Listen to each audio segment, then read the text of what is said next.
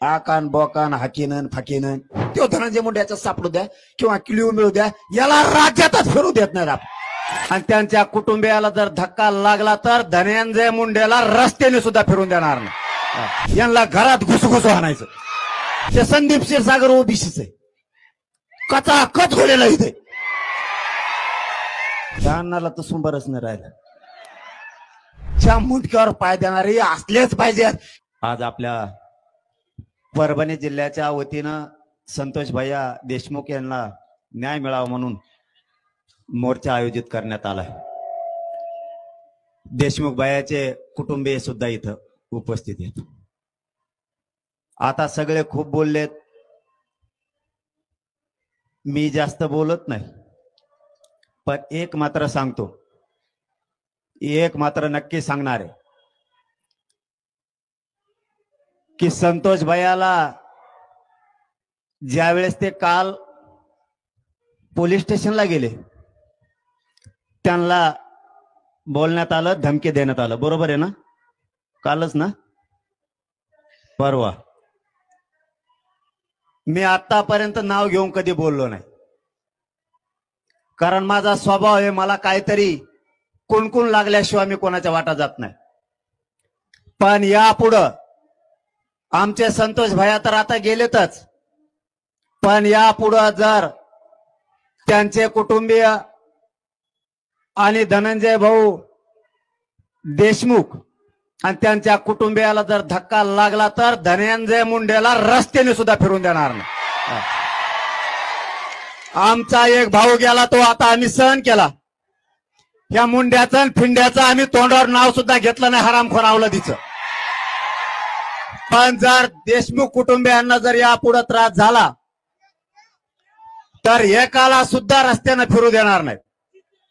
आणि परभणीकरांच्या सगळ्या बांधवांना आज सांगतो, इथून पुढच्या काळात जर त्रास झाला, परळी असो कोणा बीड जिल्हा असो, इथल्या आपल्या समाजाला जर त्रास झाला तर परभणी आणि पलीकडून धाराशिव यांना घरात घुसघुसू आणायचं. जर इथून पुढे यांनी लोकांना आता त्रास दिला तर परभणी जिल्हा आणि पलीकडून धाराशिव एकदा यांना बघायचंच. माझा हे बघा, मी असलं कधी बोलत नाही, पण व्यासपीठावर एवढे जमलेत सगळ्या पक्षाचे नेते, आमदार, खासदार, ज्या वेळेस अस्मितेचा विषय येतो, जर माणसाचे मुर्देच पडायला लागले तर हे सहन होत नाही. आम्हाला माज नाहीये, आम्हाला मस्ती पण नाही.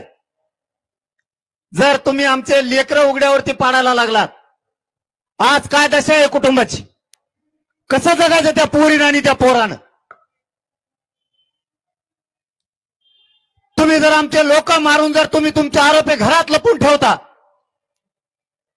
यांना पुण्यात नेमकं सांभाळा कोणी?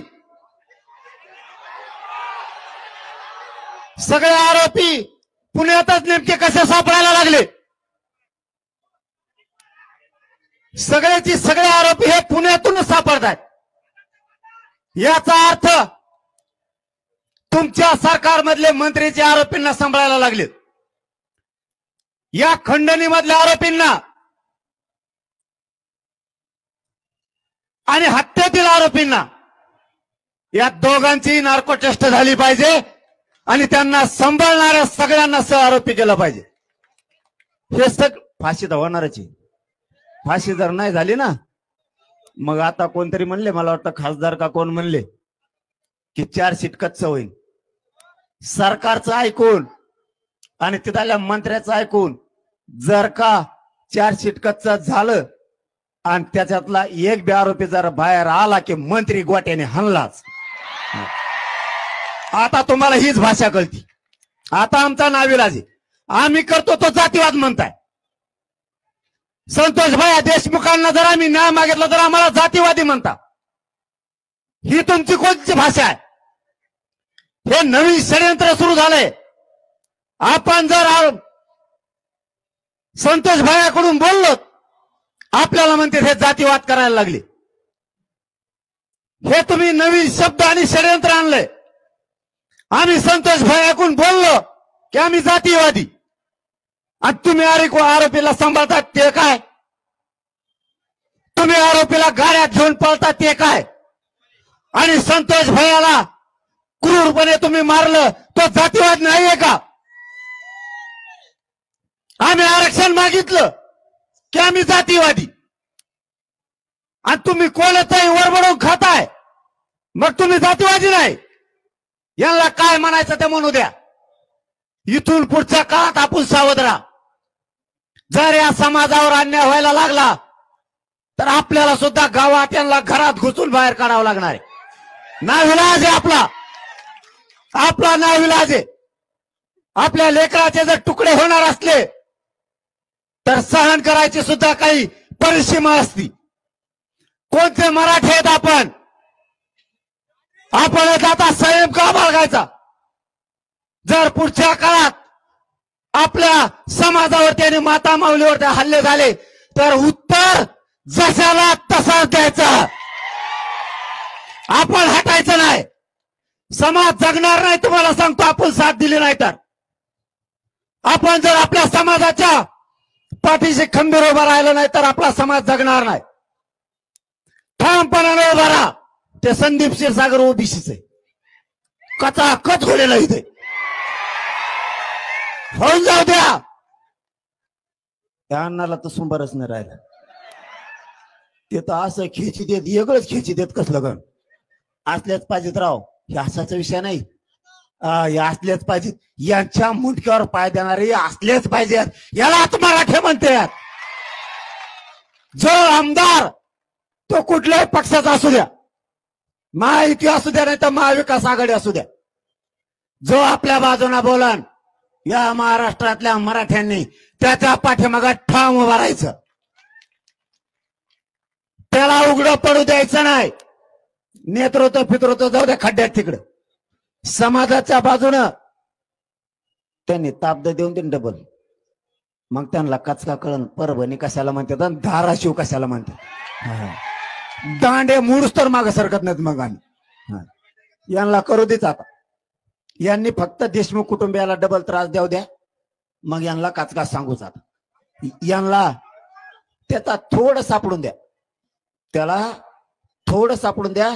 त्याला सुद्धा वाजवतो मी. त्यालाही सोडित नाही. आपलं ना डायरेक्ट नाव असते. आपलं ते दाटोमोठी नाव नसतं त्यांच्यासारखं. आकान बोकान हाकीनन फाकीनन.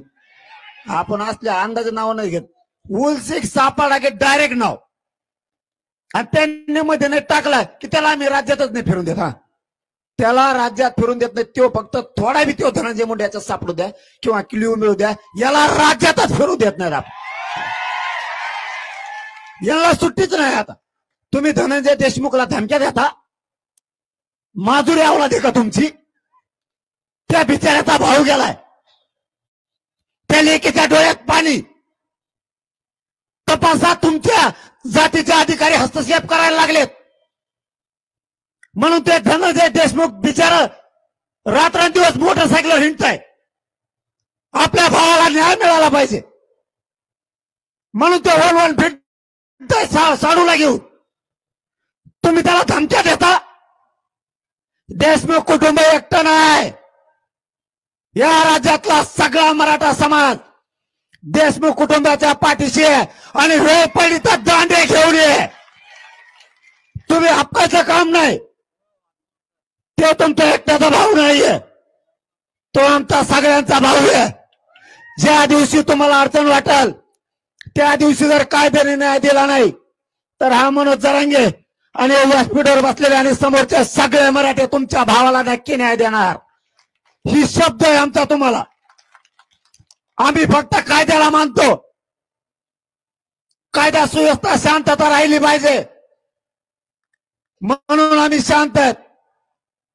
आणि मुख्यमंत्र्यांनी शब्द दिलाय त्या शब्दावर एक मराठी शांत आहेत. सगळ्याला फासावर लटकवतील. एकही सुटणार नाही. सगळे आरोपी पकडले जातील. हे शब्द आहे त्यांच्या कुटुंबाला. ही जर त्यांनी पुरा केला नाही तर मग त्यांनाही नाही केल्यावर सांगू आपण मराठे काय असतो. आपल्यापाशी कुणाची गय केली जात नाही.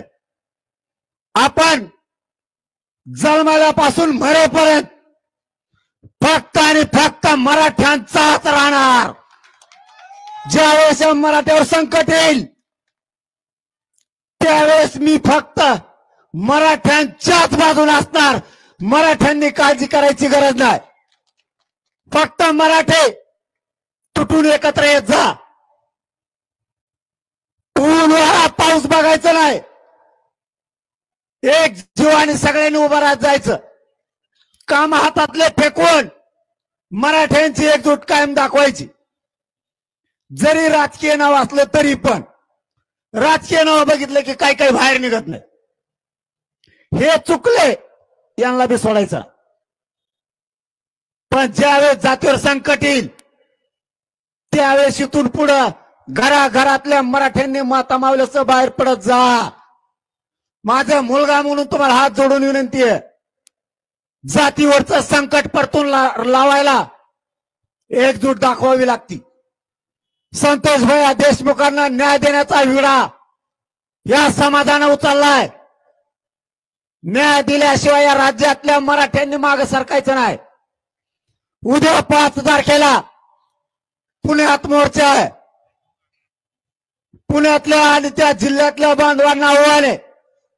संतोष भैयाच्या लेकीनं आपल्याला हाक दिली. सगळ्यांनी त्या मोर्चात सहभागी व्हा. रविवारचा दिवस आहे. एक दिवस शहरातले आणि जिल्ह्यातले नाही फिरायला गेले तरी चालेल. आपल्या लेकीच्या हाकेसाठी नंतर कधी फिरायला काही जणांना जायचं असलं तर जा. पण पुण्याच्या मोर्चात सगळ्यांनी सहभागी व्हा. तिथं सुद्धा सगळे राजकीयचे कानावर कुणकुण येते. राजकीयमुळे काही काही कणतायत. कधीतरी आपणही मोठा मन करा. असू द्या कुणी पण. मागणी काय हे बघायचं आणि सगळ्यांनीच बाहेर पडायचं. ज्यावेळेस विरोध करायचा त्यावेळेस करायचा असतो. पण ज्यावेळेस आपल्या काळजाला बाणा लागले ना त्यावेळेस पक्ष, सामाजिक संघटना, ग्रुप सगळं बाजूला ठेवून सगळ्यांनी एकजूट येत जा. ही माझी तुम्हाला हात जोडून विनंती आहे. आपण सगळ्यांनी या देशमुख कुटुंबियाला न्याय मिळेपर्यंत ताकदीनं त्यांच्या पाठीशी उभा राहा. वेळ आली तर पुन्हा एकदा बीडसह जिल्ह्यात पुन्हा परभणीसह डबल मोर्चे घेऊ. पण देशमुख कुटुंबाला न्याय मिळेपर्यंत एकानेही मागे सरकू नका. आणि या पकडलेल्या सगळ्या आरोपींना, मुख्यमंत्री साहेबांना परभणी जिल्ह्यातून आमची विनंती आहे. मोक्यातले आरोपी आणि हत्येतले आरोपी हे दोन्ही पण एकच आहे. खंडणीमुळेच हत्या झाली. सगळ्यांवरती 302 दाखल करून याच्यातला एकही आरोपी सुटला नाही पाहिजे. ज्यांनी आरोपीला सांभाळले, जे आरोपीला पुण्यात घेऊन गाडीमध्ये गेलेत, हे सगळेचे सगळे लोक यांचा सगळ्यांना सहआरोपी करा. ही मुख्यमंत्र्यांना विनंती आहे. आणि आपण दिलेला शब्द पाळाल ही आम्हाला आशा आहे.